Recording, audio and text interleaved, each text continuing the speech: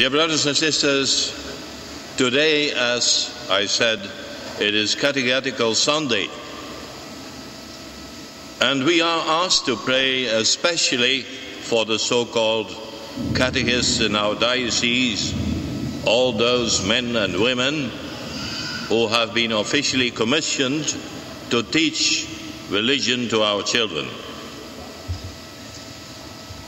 However, even more, I think, we should pray for the parents who, according to the official teaching of the Church, remain the first ones responsible for the Christian upbringing of their children.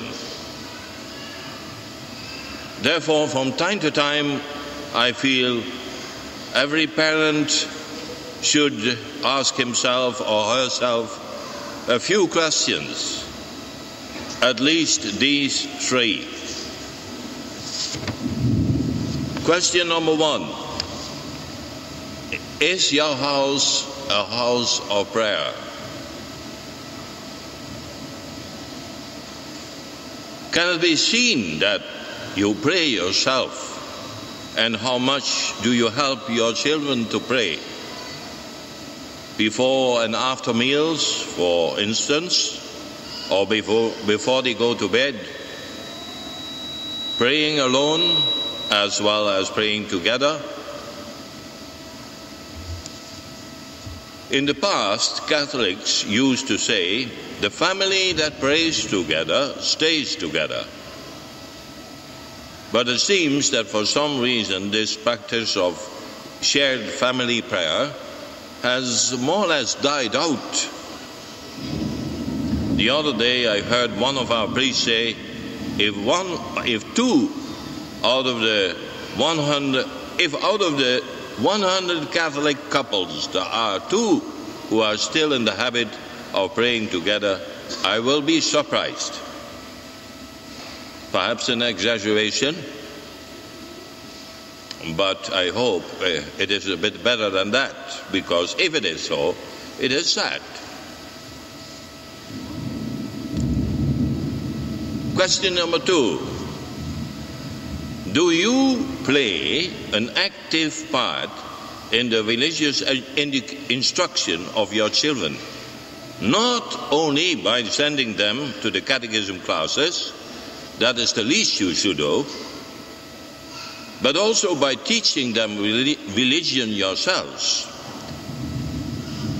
If you want your children to have a beginning understanding of religion, of our religion, you must teach them the Our Father and Hail Mary, for instance, the Apostles' Creed and the 10 Commandments, some basic beliefs that God is a loving Father and that Jesus, his Son, died for us on the cross and rose from the dead. Some beginning understanding of the Bible and the church feasts and the Mass and the sacrament of confession. Teaching this kind of things should not only be done by the teachers in catechism, but first of all by the parents. And it is also by the parents, first of all, that the children should be protected against all sorts of evil influences that come from outside, by checking the books their children read and the TV programs and they watch and the computers they play with, etc., etc. But the third and most important question is, of course, do you, as a parent, try your very best to set a good example? Somebody once asked, why was Jesus so successful in his teaching? And the answer is, because he not only said it, he also did it. Actions always speak louder than words. And children follow the example of their parents usually more in what they see them do than in what they hear them say. And sometimes they follow their parents even without very much understanding.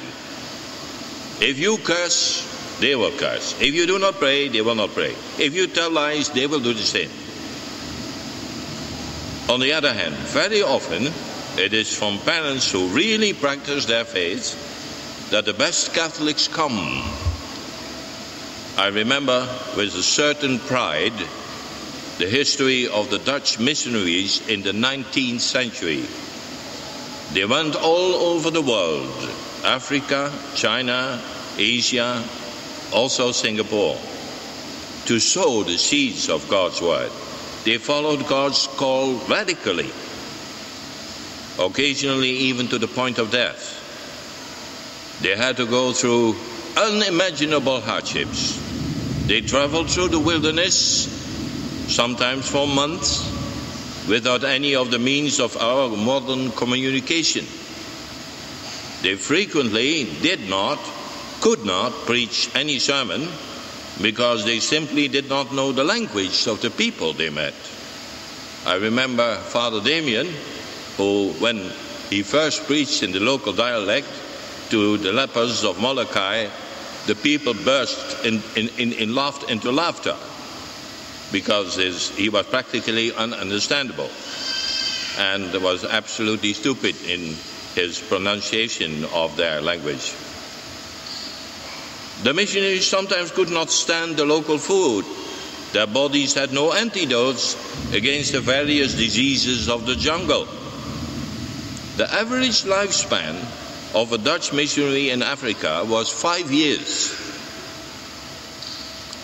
What an immensely hard life. And yet, in the end, the missionary work of these men and women had glorious results. Why?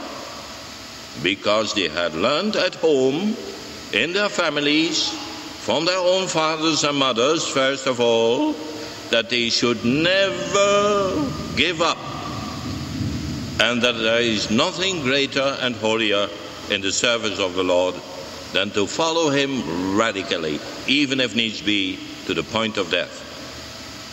They did what they had seen in their own parents. May our parents be of the same quality. That is what we hope and pray.